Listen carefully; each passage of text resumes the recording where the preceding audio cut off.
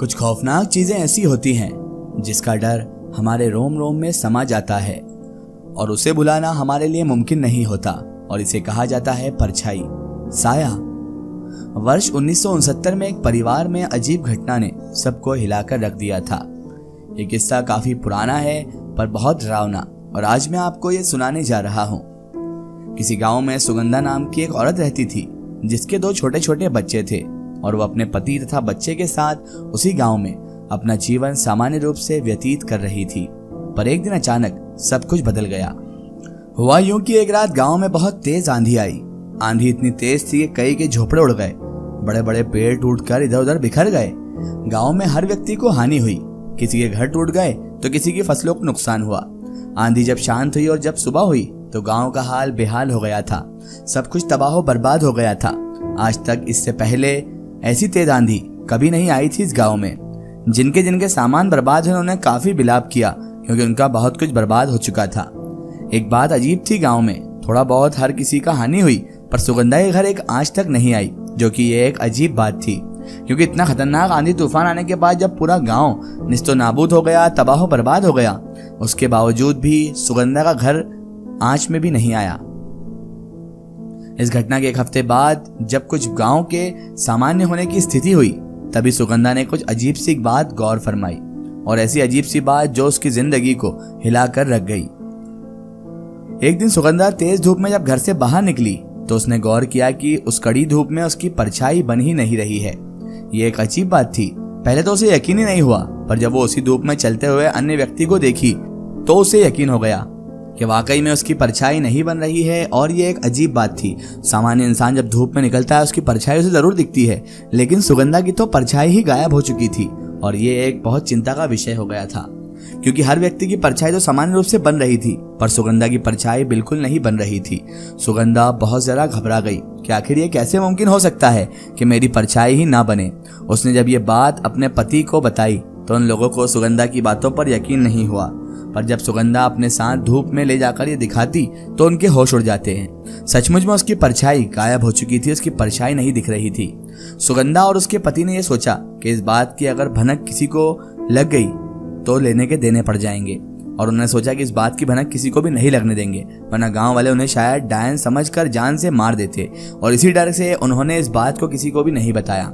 सुगंधा इस बात को औरों से तो छिपा रही, पर अपने आप से घुट रही थी।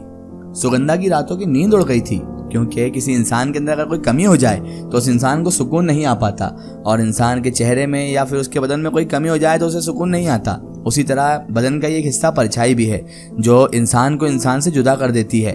इसीलिए सुगंधा को भी अब रातों को नींद नहीं आ रही थी। सुगंधा बहुत जरा परेशान रहने लगी। उसे हर वक्त ऐसा लगता था कि उसके शरीर से प्राण निकल गए हों। दिन में तो सुगंधा की परछाई नहीं बनती थी, पर रात के अंधेरे में उसे कई सारी परछाई अपने आसपास घूमती हुई नजर आती थी। ये भी एक ताज्जुब की बात थी कि उसे इतने सारी परछाइयां घेरे रहती थी और उसे अपनी मौजूदगी का एहसास दिलाती रहती थी। सुगंधा बहुत जरा परेशान रहने लगी। उसे लगने लगा कि कहीं उसका कोई संबंध या फिर उसका कोई ताल्लुकात भूत प्रेत की दुनिया से तो नहीं हो गया, या वो किसी परछाई, किसी साये या फिर किसी डाकन के चक्कर में तो नहीं पड़ गई। सुगंधा को लगा कि आखिर इतनी सारी परछाइयां हैं किसकी। ये जानने के लिए वो अपने आंखों को छूने लगी। तभी वहां मौजूद सारी परछाई भी अपने आंखों को छूने लगी, और वहां मौजूद सारी परछाई सुगंधा की ओर बढ़ने लगी। और उन सबको अपनी ओर बढ़ता देख सुगंधा डर के मारे बेहोश हो गई, क्योंकि वो सारी परछाइयां बड़ी डरावनी लग रही थी और वो सुगंधा की ओर बढ़ती ही जा रही थी। अब तो उनको समझ में नहीं आ रहा था कि ये करे तो क्या करे। पर तभी वहां उसके पति आकर सुगंधा को बेहोश देख उसके चेहरे पर पानी की छींटे मारते हैं, जिससे सुगंधा होश में आ जाती है। होश में आने के बाद वो सारी बात अपने पति को बताती है, जिसके बाद वो लोग फैसला लेते हैं कि कल रात को वो इस गांव को छोड़कर चले जाएंगे। कहावत है कि दीवार के भी कान होते हैं, और ये बात बिल्कुल सच साबित हुई। पता नहीं कैसे इस बात की भनक गांव वालों को लग गई थी, और अगली सुबह सभी गांव वाले एकजुट होकर सुगंधा के घर आ धमके। उन्होंने सुगंधा से कहा कि तुम बाहर आओ और इस धूप में खड़ी हो जाओ, और ये अगर ये बात सच निकली तो हम तुम्हें जीवित नहीं छोड़ेंगे। सुगंधा डर से रोने लगी। वो जानती थी कि आज उसकी मौत तय है। लोगों ने उसे धूप में खड़ा किया, देखा कि सच में उसकी परछाई नहीं बन रही है। वहां मौजूद सारे गांव वालों के होश उड़ गए। वे समझ गए कि ये कोई इंसान नहीं है, बल्कि ये तो एक डायन है, और इसका ये प्रकोप गांव पर आया था उस आंधी के रूप में। सब लोगों ने उस आंधी को सुगंधा की वजूहात समझ लिया। उन्होंने सुगंधा को जान से मारने का फैसला किया और गांव वालों ने उसे जिंदा जमीन में दफन करने का फैसला लिया। सुगंधा रो रो कर यही कहे जा रही थी कि मैं कोई डायन नहीं हूँ, मेरे छोटे छोटे बच्चे हैं, मुझे मत मारो। पर गांव वालों ने उसकी एक भी नहीं सुनी और अंधविश्वास के चलते उसे जिंदा जमीन में दफन कर दिया, क्योंकि उनके ऊपर तो भय और डर इस कदर हावी हो चुका था और उनके अंदर अंधविश्वास इतना कूट कूट के भरा था कि वो चाहते ही नहीं थे कि इसे जिंदा छोड़ें। अब तो उसे जिंदा दफन कर दिया गया था। विरोध करने पर उसके पति को भी लोगों ने काफी मारा। फिर उसी रात उस गांव में बहुत तेज आंधी आई, सब कुछ टूट कर इधर उधर बिखर गया था। तभी सुगंधा के पति सुगंधा की कब्र के पास पहुंच गए और उसे खोदने लगे। तेज आंधी में उस कब्र को खोदना काफी मुश्किल हो रहा था, क्योंकि उड़कर धूल मिट्टी आंखों में पड़ रही थी। पर वो लगातार उस कब्र को खोदे जा रहे थे। थोड़ी ही देर में सुगंधा की लाश उन्हें दिखी और उन्होंने उसे कब्र से बाहर निकाल लिया। उन्होंने देखा कि सुगंधा की सांसें तो अभी तक चल रही हैं, वो जीवित है। और अचानक वो उठ खड़ी हुई। ये देख सुगंधा के पति के तो होश उड़ गए। उन्हें लगा कि आखिर ये कैसे हो सकता है, मैं तो उसकी लाश को यहाँ से लेकर जाना चाहता था, पर सुगंधा तो मुझे जीवित ही मिल गई। उन्होंने उसी रात गांव को छोड़कर जाने का फैसला कर लिया और जाते जाते सुगंधा ने ये श्राप दिया कि आज के बाद इस गांव पे आत्माओं का डेरा होगा, जो एक एक करके हर व्यक्ति को मार डालेगा। उसके बाद तो सुगंधा के श्राप ने इस कदर असर किया कि उस गांव में उसके एक हफ्ते बाद ही अचानक बहुत सारे लोगों की मौत होना शुरू हुई और मौत होते होते आधा गांव उस मौत की चपेट में आ गया। पता नहीं कौन सी बलाएं और कौन सी आत्माओं का डेरा वहां पर जम चुका था। एक एक करके हर व्यक्ति को वो मारते जा रहा था। जैसा कि सुगंधा ने श्राप दिया था वैसा होते जा रहा था। अब लोगों को और जरा डर लगने लगा था। लोग सोचने लगे थे कि अब सुगंधा का श्राप शायद से सही हो रहा है। सुगंधा को हमने बेगुनाह मार दिया, इसी वजह से शायद से हमारे गांव पर यह प्रकोप आया है और इससे बचने के लिए हमें सुगंधा से ही माफी मांगनी होगी। उसकी कब्र पर जाकर उससे माफी मांगते हैं, लेकिन वहां जाकर वो देखते हैं कि वहां पर कोई कब्र मौजूद ही नहीं है।